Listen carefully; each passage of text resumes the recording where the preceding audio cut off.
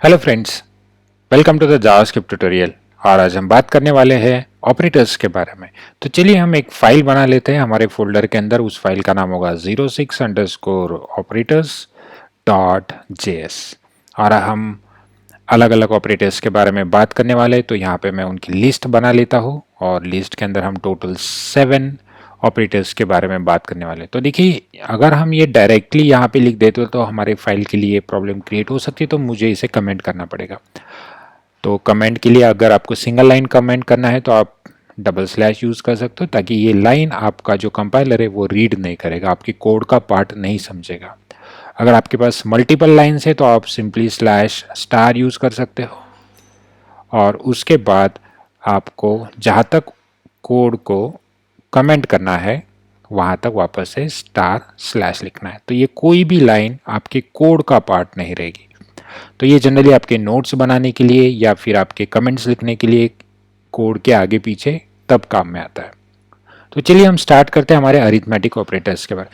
अगर आप कोई अदर प्रोग्रामिंग लैंग्वेजेस के साथ फेमिलियर हो तो आपको ये सारे ऑपरेटर्स पता होंगे, फिर भी हम यहाँ पे क्विकली इन सारे ऑपरेटर्स का रिवीजन कर लेते हैं। तो अरिथमेटिक ऑपरेटर्स के लिए हमें कुछ वेरिएबल्स चाहिए।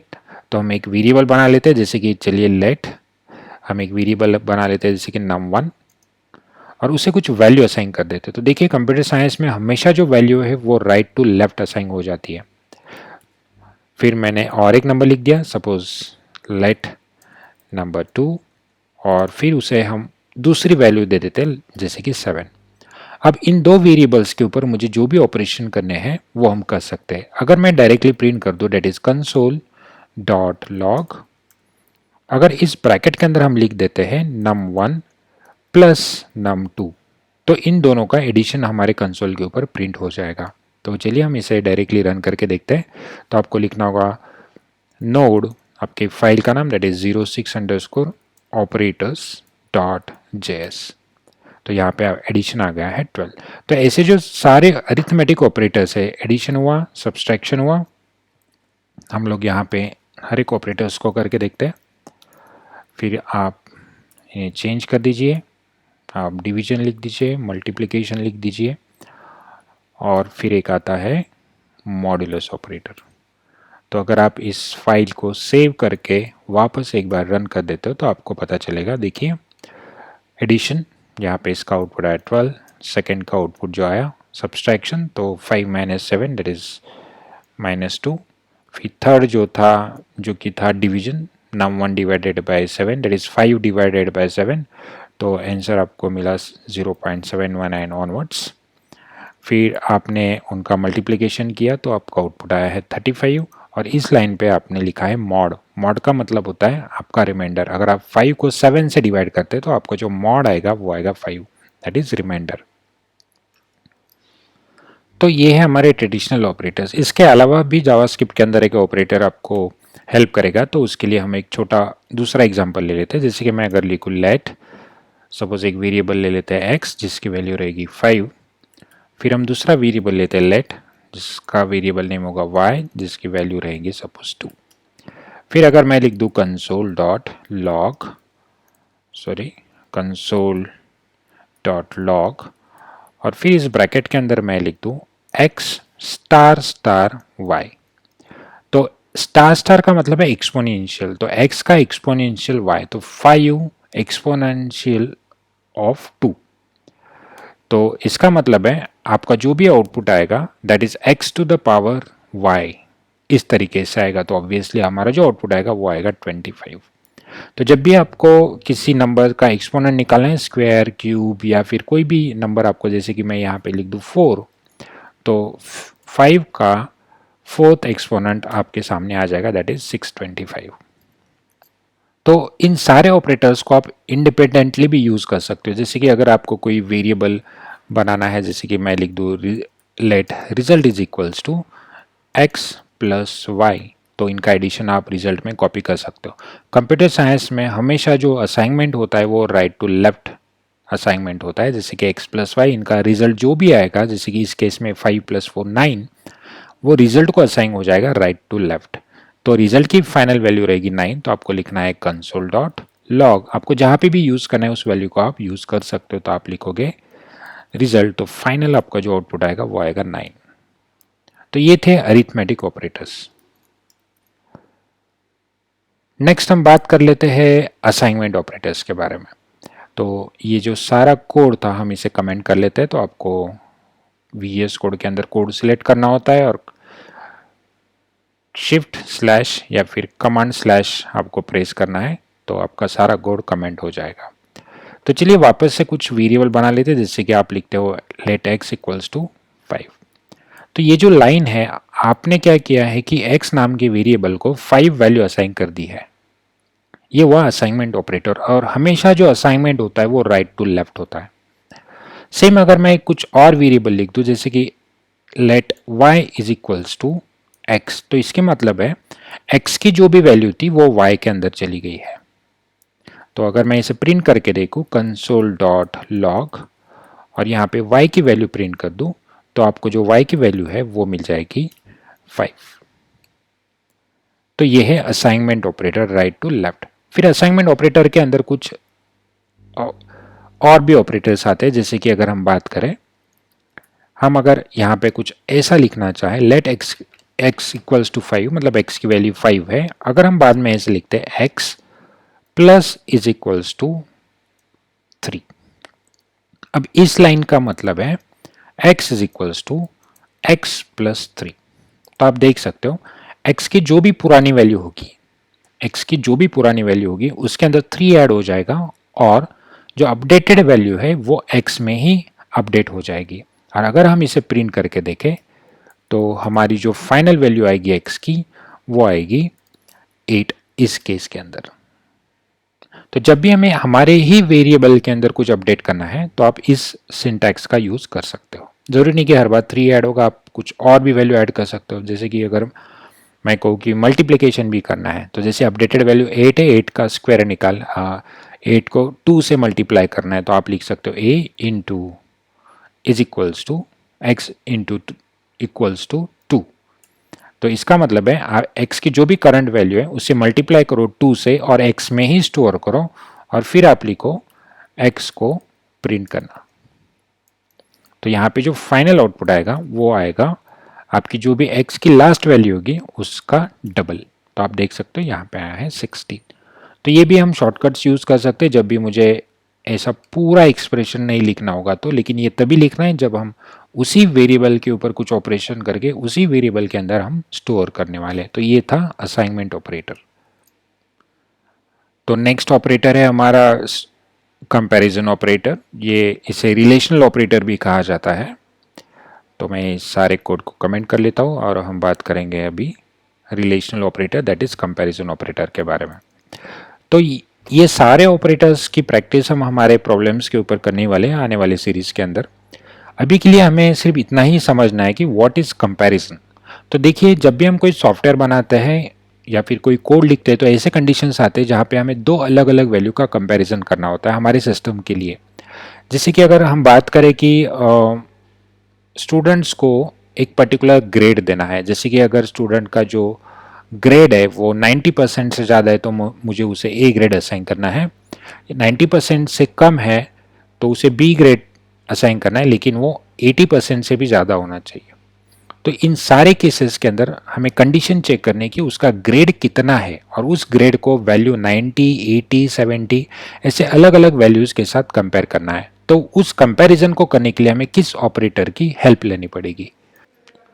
तो हम सिंपली यहाँ पे एक वेरिएबल ले लेते हैं, जैसे कि लेट, अगर मैं लिख दूँ एज नाम का वेरिएबल और उसे एक वैल्यू असाइन कर देते हैं, जैसे कि सपोज 21। अब मुझे कंपेयर करना है एज इस वैल्यू का। तो जनरली हम एज का कंपैरिजन कैसे करते हैं कि अगर एज 18 से ज़्यादा है तो मुझे अलाउ करना है, 18 से कम है तो अलाउ नहीं करना है। तो इस कंडीशन के ऊपर मुझे हमारा कंपैरिजन का लॉजिक लगाना है, राइट।